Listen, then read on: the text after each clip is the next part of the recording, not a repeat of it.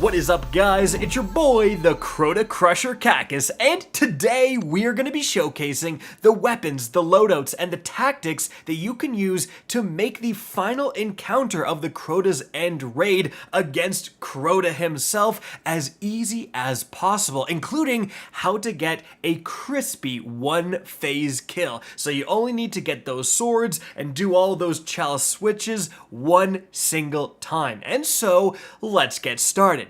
Now, first things first, we need to start with some generalities. Here are some tips that you need to be using no matter which kind of damage phase you're doing, and they're going to be required if you do want to clutch a one phase. So, first off, with your leg armor, you want at least 2 and preferably 3 surge mods that match the element of your heavy weapon. So, if you have a solar heavy, you want 3 solar surge mods. Yes, you might need to take off some mods to accomplish this, but you'll be fine with 90 discipline instead of 100 for one time, okay? Now, also, you need to get armor charge in order to have those surge mods active. So a huge tip here is that if you have someone placing a well, obviously you can pick up those orbs to get armor charge, but also, if you have someone using dedicated supers, so again a well, gathering storm, whatever, during the damage phase, have them put on the radiant light mod for their helmet to get the rest of their team charged from activating those supers, and then you're gonna much more consistently have those surges active and do a lot more damage. Alright, now the next thing you want to make sure to do is rally with reserves, and what this is put on a separate chest piece with triple reserve mods that match the element again of your heavy. Rally the flag with that on, you're going to get the max amount of heavy you can possibly get, and then you can just switch your chest piece. Go back to your normal chest piece with your damage resistance mods to stay alive, whatever. You will keep that maximum triple reserve amount of heavy going forward. Unless you die, in which case, if you do, you actually want to switch back to your reserve chest piece before you get revived, and you will still keep the maximum amount of heavy. But you definitely want to do this because it is kind of a longer damage phase. Alright, now the next thing you're going to need is buffs so that you do more damage and debuffs so that Crota takes more damage. Now, as for the buffs, just stand in a well. It's simple as that. If you don't have a well, you might have to get creative, maybe a banner shield, weapons of light, something like that. But you need something to help your weapons output more damage. Now, as for the debuffer, this can actually be done in several ways. It can be a tether coming from a Void Hunter. However, that's not going to last for the entire damage phase. That's going to go away pretty quickly, and then you're in trouble. If you have a ton of hunters on your team, maybe you can have like one tether when it wears out, another one when that wears out, maybe another one. But the easiest way is to have someone on the team running one of 2 weapons. First one is the Divinity. Now, this is only going to work for certain types of weapons that we're going to talk about later in the video, but a Divinity can apply that weaken effect. It won't be as powerful as a weaken effect, but it still will be very viable. It will have a huge bubble that will increase the crit spot. You'll do more damage, but more realistically, and what you want for the one phase is have someone using a tractor cannon. Shoot once every 5 or so seconds. It lasts for around 7 seconds, but you don't want it ever to go away to apply that weaken effect over and over to Crota. Now, importantly, the debuffer is not going to do that much damage, but you don't want them to just stand there with the tractor doing nothing other than shooting Crota with the tractor. So if you are the debuffer, make sure to use something like an auto-loading fusion rifle, something like the Riptide here, where that you can whip out, unload a full magazine of Riptide, do a bunch of damage, and then switch back to your tractor, reapply the debuff and stuff like that. You don't want to be just debuffing, you want to be trying to do as much damage as you can as well.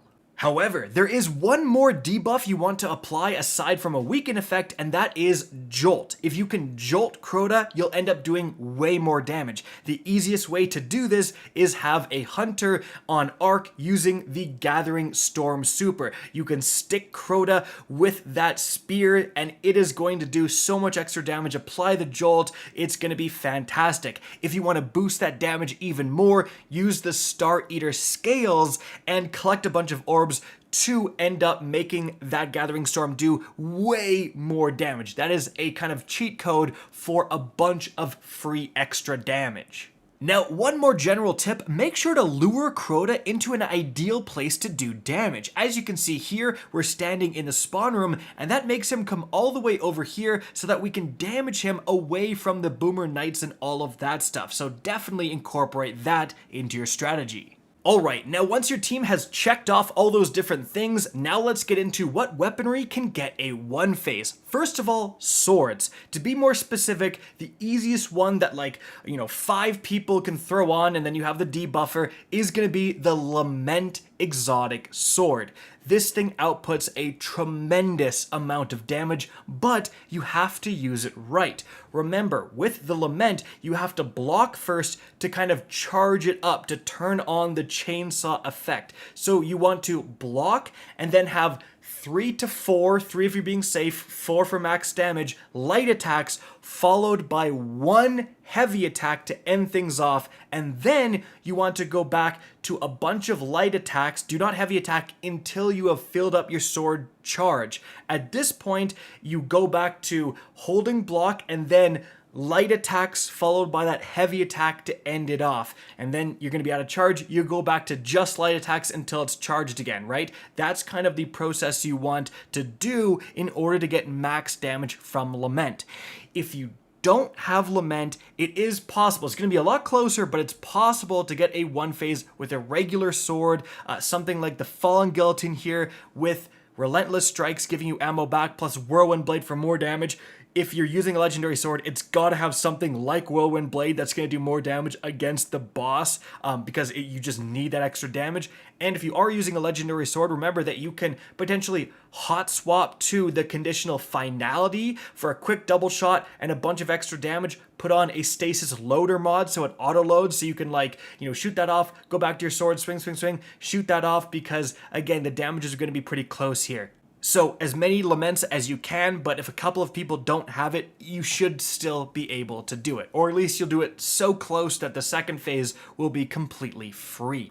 Now, moving on from there, the other exotic weapon that can get a consistent one phase, and we actually found it easier than the Lament, is going to be the Legend of Acryus. Specifically, you do want the exotic catalyst for it because that is going to give it trench barrel and increased ammo reserve, so you get even more ammo for it.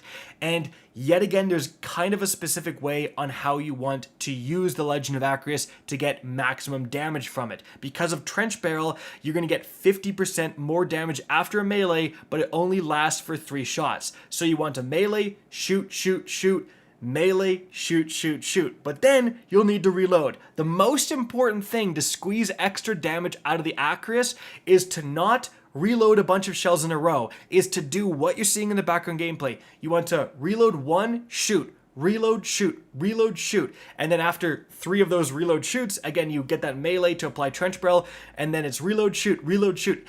Because of how the Legend of Acryus's fire rate is, essentially going reload, shoot, reload, shoot, reload, shoot is almost as fast as just shooting normally because the rate of fire is so slow. But again, that's how you want to shoot it. You do not want to go reload, reload, reload for 6 shells in a row. That will kill your damage output. So those are the 2 things we found gives consistent one phase kills on Crota. Importantly, you can actually use a mix of both. Like, you don't get a bonus for having more Laments on a team or more Acryuses. You could have half Acryuses, half Laments and still get it done. Might be a little weird, but there's no reason why that shouldn't work. But because these are very close quarters damaging weapons, what you can actually do is what you see right here. You can put your well on top of Crota when he's kneeling the very first time when you lower his overshield, and that is actually going to be high enough where it will give you the bonus from the well, but too high that it will actually avoid being destroyed by Crota. So try to get one of those, on top of him while he's kneeling wells, and that's going to help for both Laments and Acryus.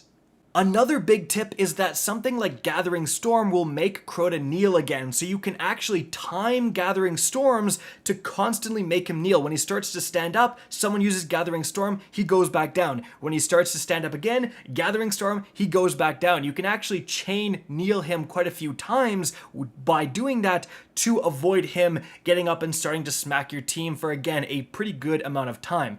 Additionally, if you need just a bit more damage, remember you can expunge by getting an extra person enlightened and they can interact with Crota to do a chunk more damage. But taking the time to juggle the chalice more to get a bunch of people enlightened kind of defeats the purpose behind a fast one-phase kill, but do whatever you need to do to get him down.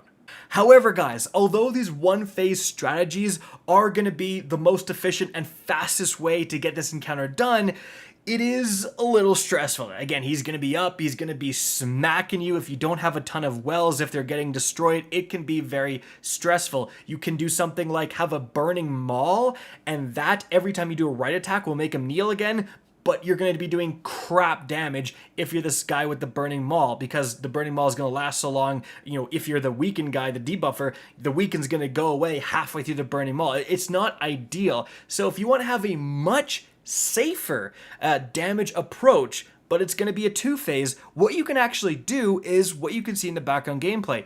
You head up above to this upper ledge.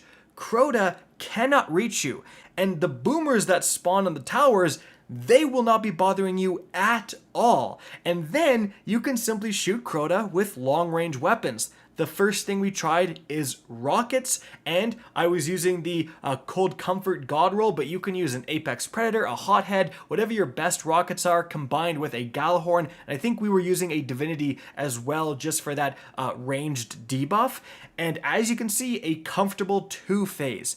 However, again, we had to kind of sweat with the rockets. I was going to get maximum Cold Comfort damage. We're doing bait and switch stuff, all that. If you want to just turn your brain off, what you can do is, again, damage him from up here and just use the Thunderlord.